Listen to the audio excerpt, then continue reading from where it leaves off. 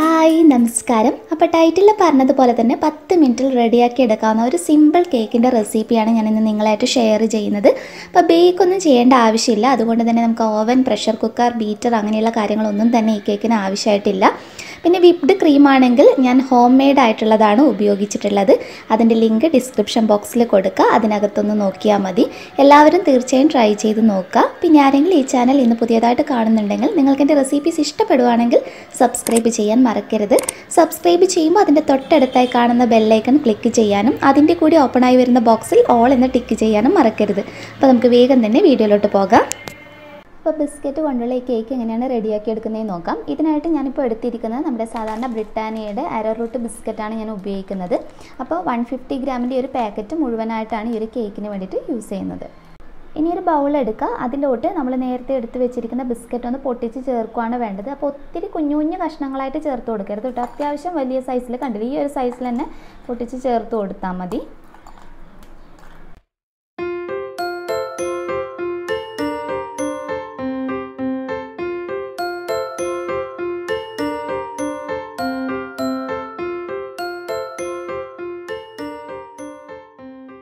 Packet ഞാൻ മുഴുവനായിട്ട് ഒരു ബൗളിലോട്ടേക്ക് ചേർത്ത് കൊടുത്തിട്ടുള്ളതാണ്. ഇനി നമ്മൾ കുറച്ച് നട്ട്സാണ് ചേർത്ത് കൊടുക്കുന്നത്. നട്ട്സ് നിങ്ങൾക്ക് റോസ്റ്റ് ചെയ്തോ റോസ്റ്റ് ചെയ്യാതെയോ ചേർത്ത് കൊടുക്കാവുന്നതാണ്. അപ്പോൾ ഞാനിവിടെ ഉപയോഗിച്ചിരിക്കുന്നത് കുറച്ച് കശുവണ്ടി പരിപ്പും പിസ്ത ഉപയോഗിച്ചിട്ടുണ്ട്, അതുപോലെ തന്നെ ബദാം പരിപ്പുമാണ്. ഒരു 1/4 കപ്പിൻ്റെ അടുത്തൊക്കെ നിങ്ങൾക്ക് ചേർത്ത് കൊടുക്കാം. നിങ്ങളുടെ ഇഷ്ടത്തിനനുസരിച്ച് ഏത് നട്ട്സ് വേണമെങ്കിലും ഉപയോഗിക്കാം. ഇനി ഒരു പാത്രം എടുക്കുക. അതിനകത്തോട്ടേക്ക് നമുക്ക് പഞ്ചസാര ചേർത്ത് കൊടുക്കാം. ഈ പഞ്ചസാരയുടെ അളവ് എന്ന് പറയുന്നത് 1/4 കപ്പാണ്. അപ്പോൾ അതൊന്ന് ചേർത്ത് കൊടുക്കാം. അപ്പോൾ 240 ml കപ്പ് മെഷർമെൻറ്റാണ് പറയുന്നത്. അതിനകത്ത് 1/4 കപ്പ് പഞ്ചസാരയാണ് ഉപയോഗിച്ചിട്ടുള്ളത്. ഇതിനകത്തോട്ട് ഇനി കൊക്കോ പൗഡറാണ് ചേർത്ത് കൊടുക്കേണ്ടത്. അപ്പോൾ 2 ടേബിൾ സ്പൂണാണ് നമ്മൾ ആഡ് ചെയ്യുന്നത്. അപ്പോൾ 2 ടേബിൾ സ്പൂൺ കൊക്കോ പൗഡർ ചേർത്ത് കൊടുക്കുക. പഞ്ചസാരയും കൊക്കോ പൗഡറായിട്ട് ജസ്റ്റ് ഒരു സ്പൂൺ വെച്ചിട്ടൊന്ന് മിക്സ് ചെയ്തെടുക്കാം.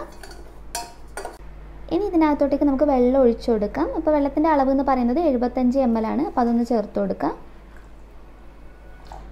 ഇനി സ്റ്റൗ ഓൺ ചെയ്തിട്ട് ഈ പഞ്ചസാരയും കൊക്കോ പൗഡറും വെള്ളമൊക്കെയുള്ള ഈ ഒരു മിക്സ് നല്ലതുപോലെ ഒന്ന് തിളപ്പിച്ചെടുക്കാം. പഞ്ചസാരയൊക്കെ ഇതിൽ ശരിക്കും അലിഞ്ഞ് വന്ന് നല്ല കറക്റ്റ് പാകത്തിന് വേണം നമ്മൾ റെഡിയാക്കി എടുക്കാൻ വേണ്ടിയിട്ട്.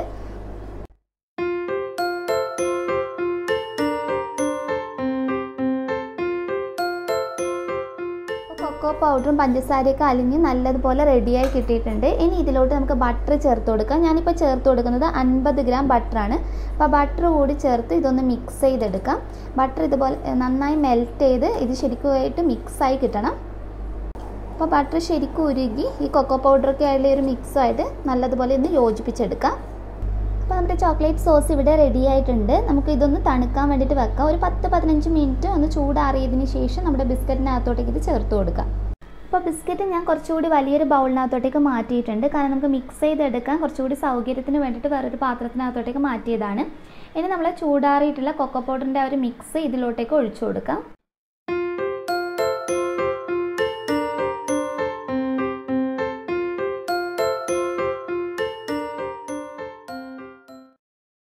ഇതിലോട്ട് ഫ്ലേവറിന് വേണ്ടിയിട്ട് ഒരു ഇത്തിരി വാനില എസൻസ് ഞാൻ ചേർത്ത് കൊടുക്കുന്നുണ്ട്. 1 ടീസ്പൂണിനടുത്തൊക്കെ ആഡ് ചെയ്യാവുന്നതാണ്. ഇനി ഒരു സ്പൂൺ വെച്ച് ഇതൊക്കെ കൂടി ഒന്ന് മിക്സ് ചെയ്തെടുക്കാം. ബിസ്ക്കറ്റൊക്കെ ശരിക്കും ആ കൊക്കോ പൗഡറിൻ്റെ മിക്സായിട്ട് യോജിച്ച് വരുന്ന രീതിയിൽ വേണം നമ്മൾ റെഡിയാക്കി എടുക്കാൻ വേണ്ടിയിട്ട്. അപ്പോൾ ഒരു 3-4 മിനിറ്റ് നമുക്ക് ഇതുപോലെ സ്പൂൺ വെച്ച് ഇളക്കി നല്ലതുപോലെ യോജിപ്പിച്ചെടുക്കാം.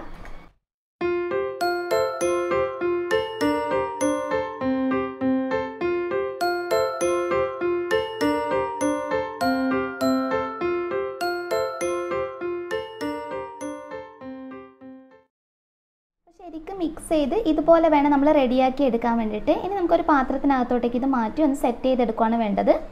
അപ്പോൾ ഞാനിവിടെ സാധാരണ ഒരു ചോറ്റുപാത്രമാണ് ഉപയോഗിച്ചിട്ടുള്ളത്. അതിനകത്തോട്ടേക്ക് അലുമിനിയം ഫോയിലൊന്ന് ഇറക്കി വെച്ചിട്ടുള്ളതാണ്. അപ്പോൾ നിങ്ങൾക്ക് നിങ്ങളുടെ കയ്യിലുള്ള പുഡിംഗ് ട്രേയോ ബേക്കിംഗ് ട്രേയോ ഏത് വേണമെങ്കിലും ഉപയോഗിക്കാം. അപ്പോൾ നമ്മുടെ ഇനി കേക്കിൻ്റെ മിക്സ് ഇതിനകത്തോട്ടേക്ക് ചേർത്ത് ഒന്ന് ലെവൽ ചെയ്തെടുക്കാം.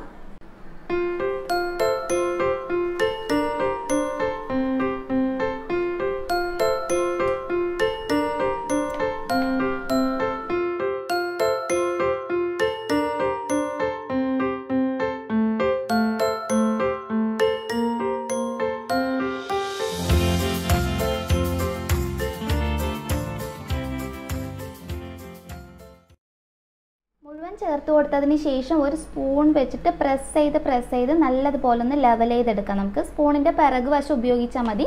എന്നിട്ട് ഒന്ന് പ്രസ് ചെയ്ത് കൊടുക്കുക. എന്നിട്ട് കറക്റ്റ് ലെവൽ ചെയ്തെടുക്കാം.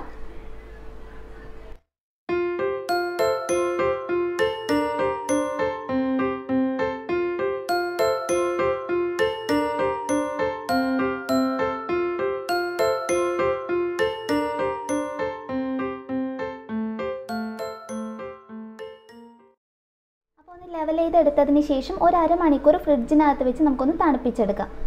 അപ്പോൾ നമ്മുടെ കേക്ക് ഒന്ന് സെറ്റായി വരുന്ന സമയത്തിനുള്ളിൽ നമുക്ക് ഇതിനകത്തോട്ടേക്കുള്ള ഐസിങ്ങിന് വേണ്ട കാര്യങ്ങളൊന്ന് ചെയ്തെടുക്കുകയാണ് വേണ്ടത്. അപ്പോൾ ഇത് ഞാൻ വീട്ടിൽ തന്നെ ഉണ്ടാക്കിയിട്ടുള്ള വിപ്പിംഗ് ക്രീമാണ്. ഇതിൻ്റെ റെസിപ്പി ഒരു 2 ദിവസം മുന്നേ ഞാൻ അപ്ലോഡ് ചെയ്തിട്ടുണ്ടായിരുന്നു. അതിൻ്റെ ലിങ്ക് ഒന്ന് ഡിസ്ക്രിപ്ഷൻ ബോക്സിൽ കൊടുക്കാം. അപ്പോൾ നമ്മൾ കോൺഫ്ലോർ വെച്ചിട്ട് വളരെ സിമ്പിളായിട്ട് വീട്ടിൽ ഉണ്ടാക്കിയെടുക്കുന്ന രീതിയാണ് കാണിച്ചിട്ടുള്ളത്. അപ്പോൾ ആ ക്രീം വെച്ചിട്ട് തന്നെ ഒരു കേക്ക് കാണിക്കണമെന്ന് ഒത്തിരി പേര് റിക്വസ്റ്റ് ചെയ്തിട്ടുണ്ടായിരുന്നു. അതുകൊണ്ടാണ് ഇങ്ങനെ ഒരു വീഡിയോ ഇന്ന് ചെയ്യുന്നത്. അപ്പോൾ ഇതിന് പകരം നിങ്ങൾക്ക് ഈ ബട്ടർ ക്രീം ഐസിങ് അല്ലാതെ നിങ്ങൾക്ക് വേണമെങ്കിൽ സാധാരണ വിപ്പിംഗ് ക്രീമിലോട്ടേക്ക് നമ്മുടെ ഡാർക്ക് ചോക്ലേറ്റ് മെൽറ്റ് ചെയ്ത് ചേർത്തിട്ട് അത് വേണമെങ്കിലും ഐസിങ് ആയിട്ട് ഉപയോഗിക്കാവുന്നതാണ്. അപ്പോൾ ഇത് ബട്ടർ ക്രീം ഫ്രോസ്റ്റിംഗ് ആകുമ്പോൾ കുറച്ചുകൂടി നല്ല ടേസ്റ്റി ആയിരിക്കും. പിന്നെ ഒട്ടും തന്നെ മെൽറ്റ് ആവില്ല. ഇനി ഇതിനകത്തോട്ടേക്ക് നമുക്കൊരു ഇത്തിരി കൊക്കോ പൗഡർ ചേർത്ത് കൊടുത്തിട്ട് മിക്സ് ചെയ്തെടുക്കാം.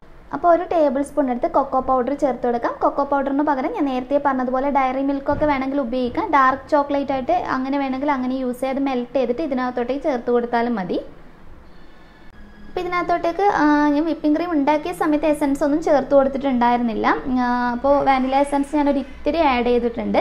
അപ്പോൾ നിങ്ങൾ ഈ ക്രീം ഉണ്ടാക്കി കഴിഞ്ഞാൽ ഫ്രീസറിനകത്ത് സൂക്ഷിക്കുകയാണെങ്കിൽ ഒത്തിരി നാൾ നമുക്ക് സൂക്ഷിക്കാനും കഴിയും. നമ്മൾ ഉണ്ടാക്കുന്ന കേക്ക് ഫ്രോസ്റ്റിംഗ് ചെയ്യുന്നതിന് ഒരു അരമണിക്കൂറിന് മുമ്പേ പുറത്തെടുത്ത് വെച്ചാൽ മതി. അപ്പോഴത്തേക്കും നല്ല സോഫ്റ്റായിട്ട് നല്ല ക്രീമായിട്ട് അതേ പാകത്തിന് തന്നെ കിട്ടും. ഇനി നല്ലതുപോലെ ഒന്ന് യോജിപ്പിച്ചെടുക്കാം.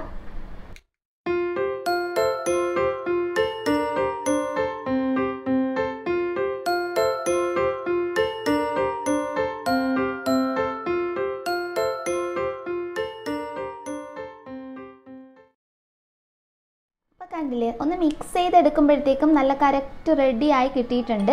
ഇനി നമുക്ക് നമ്മുടെ കേക്ക് എങ്ങനെയാണ് ഐസിങ് ചെയ്തെടുക്കുന്നതെന്ന് നോക്കാം. അപ്പോൾ ഒരു 15 മിനിറ്റേ കഴിഞ്ഞുള്ളൂ. ശരിക്കും അരമണിക്കൂറൊന്നും വേണ്ടി വന്നില്ല. ആ ഒരു സമയമാകുമ്പോഴത്തേക്കും ഇത് നല്ല കറക്റ്റായി റെഡിയായി കിട്ടിയിട്ടുണ്ട്. ഇനി നമുക്ക് ഐസിങ് ചെയ്തെടുക്കാം. അപ്പോൾ നമ്മൾ റെഡിയാക്കിയിട്ടുള്ള വിപ്പിംഗ് ക്രീം ഇതിൻ്റെ മുകൾ ഭാഗത്തായിട്ട് ചേർത്ത് കൊടുത്തിട്ട് ഒന്ന് ലെവൽ ചെയ്തെടുക്കുകയാണ് വേണ്ടത്. ഞാനിപ്പോൾ ഒരു സ്പൂൺ വെച്ചിട്ട് തന്നെയാണ് ലെവൽ ചെയ്തെടുക്കുന്നത്. അപ്പോൾ ഞാൻ നേരത്തെ പറഞ്ഞതുപോലെ നിങ്ങൾക്ക് ഐസിങ് ടൂൾസൊക്കെ വെച്ചിട്ട് ചെയ്തെടുക്കാം കേട്ടോ. ഞാനിപ്പോൾ സാധാരണ സിമ്പിളായിട്ടുള്ള രീതിയിൽ കാണിക്കുന്നുണ്ടെന്നേ ഉള്ളൂ. അപ്പോൾ കുറച്ചുകൂടി പെർഫെക്ഷൻ വേണമെങ്കിൽ ഐസിങ് നൈഫൊക്കെ വെച്ചിട്ട് ചെയ്തെടുക്കാം.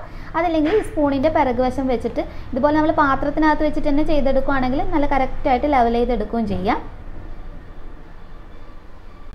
അപ്പോൾ സ്പൂൺ വെച്ച് ഞാനൊന്ന് ലെവൽ ചെയ്തെടുത്തിട്ടുണ്ട്. ഇനി നമുക്കിതൊന്ന് ഫ്രിഡ്ജിനകത്തോട്ടേക്ക് വെക്കാം. ഒരു അരമണിക്കൂർ വെച്ചതിന് ശേഷം നമുക്ക് കട്ട് ചെയ്ത് സെർവ് ചെയ്യാവുന്നതാണ്. അപ്പോൾ ഒരു അരമണിക്കൂർ കഴിഞ്ഞിട്ടുണ്ട്. നമുക്ക് ഈ പാത്രത്തിനകത്ത് നിന്നൊന്ന് മാറ്റാം.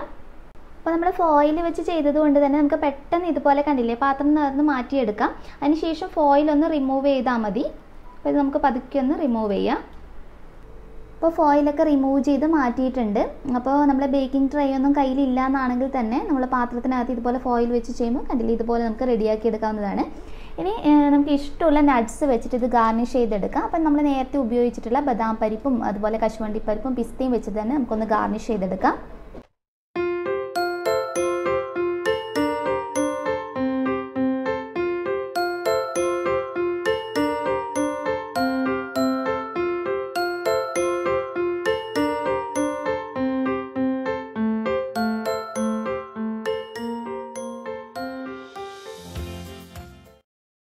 അപ്പോൾ ഈ ഒരു സ്ലൈസ് ഞാനൊന്ന് കട്ട് ചെയ്തിട്ട് കാണിച്ചു തരാം.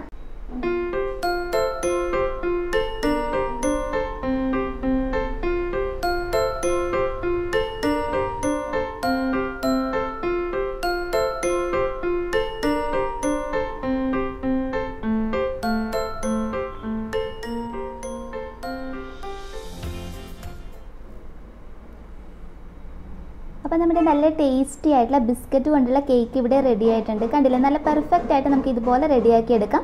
അപ്പോൾ നമ്മൾ വീട്ടിലുണ്ടാക്കിയ വിപ്ഡ് ക്രീമും കണ്ടില്ലേ ഒട്ടും തന്നെ മെൽറ്റ് ആവുന്നില്ല, നല്ല കറക്റ്റായിട്ട് റെഡിയാക്കി എടുക്കാൻ കഴിയുന്നുണ്ട്. അപ്പോൾ എല്ലാവരും തീർച്ചയായും ട്രൈ ചെയ്ത് നോക്കിയിട്ട് നിങ്ങളുടെ അഭിപ്രായം അറിയിക്കുക. പിന്നെ വിപ്ഡ് ക്രീമിൻ്റെ ലിങ്ക് താഴെ ഡിസ്ക്രിപ്ഷൻ ബോക്സിൽ കൊടുക്കുക, അതിനകത്തൊന്ന് നോക്കിയാൽ മതി. എല്ലാവരും അഭിപ്രായം അറിയിക്കാൻ മറക്കരുത്. നെക്സ്റ്റ് വീഡിയോയിൽ ഇനി നല്ലൊരു വെറൈറ്റി ഡിഷ് ആയി കാണാം. അതുവരെ ടേക്ക് കെയർ, ബൈ ബൈ.